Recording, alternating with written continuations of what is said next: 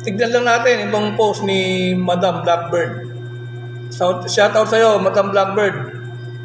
Siguro naman kilala nyo na siya kasi sikat na vlogger na rin to eh.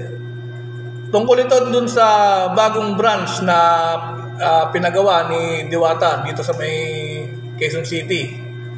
Ito yung sinabi niya. Huwag nyo kami linlangin. Nasa likod niyan ay si Rosmar. Ha ha ha ha. Masabi na kay Diwata. Ha ha ha. Yun. Ito nga, tungkol nga to dun sa bagong branch na pinatayo ni Diwata dun sa may Quezon City. Sinabi ni Madam Blackbird sa video niya na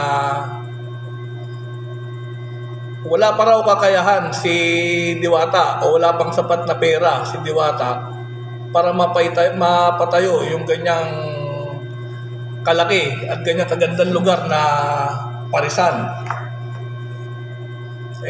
Malay naman natin kasi di ba marami rin siyang natanggap na pera doon sa mga malalaking vlogger na dumadalaw sa kanya. Malay natin may sapat na siyang ipon para makapagpatayo ng ganyang kalaking branch. Di rin natin alam, di ba? At nabanggit pa nga ni Madam Blackbird doon na marami na raw nag-aabang na customer nung araw na yon. Kasi pinakita nga sa video ni Diwata na marami na nga tao. Pero hindi daw talaga customer yung mga nag-aabang na yon. Yun daw yung mga small vlogger na dati naman daw na hindi vlogger, ngayon naging vlogger na para gawing content lang si Diwata. Yun yung sabi ni Madam Blackbird. Sinabi pa ni Madam na hindi daw magkakaroon si Diwata ng ganyang idea na maglagay ng mga booth. Kasi may iba-ibang booth yun yung yung lugar niya na yun Mukhang hindi daw kaya ni Diwata makaisip ng ganun. Malay natin, may mga advisor rin yan si Diwata, di ba? May mga tumutulong na rin sa kanya. O para mag-isip o kung anong pwedeng gawin dyan sa branch na ipapatayo niyang bago, di ba? At saka may sinabi pa si Madam Blackbird nun na kasi may video din na lumabas na may pinirmahan si Diwata na kontrata doon kay si Rosmar, di ba? Yun yung sinasabi ni Madam na tungkol daw yun sa skincare. Pero yung kontrata daw na yun, hindi talaga sa skincare yun. Dito daw yun, sa itatayo ni Diwata na bagong branch. Kaya niya nasabi na si Rosmar daw ang may-ari niyan. At ginawa lang ni Rosmar na model si Diwata para panghatak sa mga tao.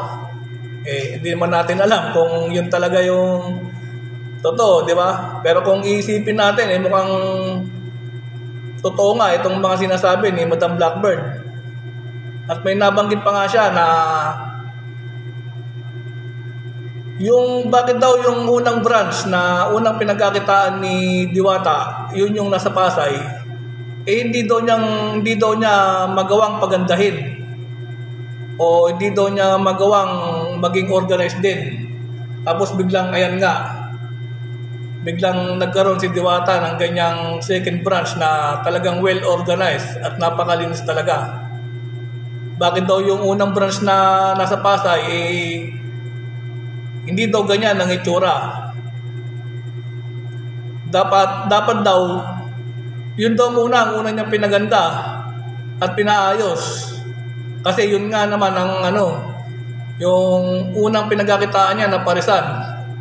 Kaya magtataka ka talaga kung iisipin mo. Kasi nga hindi nga niya nagawang napaayos o napaganda yung unang lugar niya. Tapos bigla siyang nagkaroon ng ganyang kaganda at ganyang kalaking lugar, di ba? Kaya siguro nasabi ni Madam Blackbird na si Rosmar nga daw ang tunay na may-ari niyan. At ginawa lang model si Diwata. Eh di kayo na balang umusga kung totoo nga sinasabi ni Madam Blackbird na si Rosmar nga ang tunay na may-ari niyan.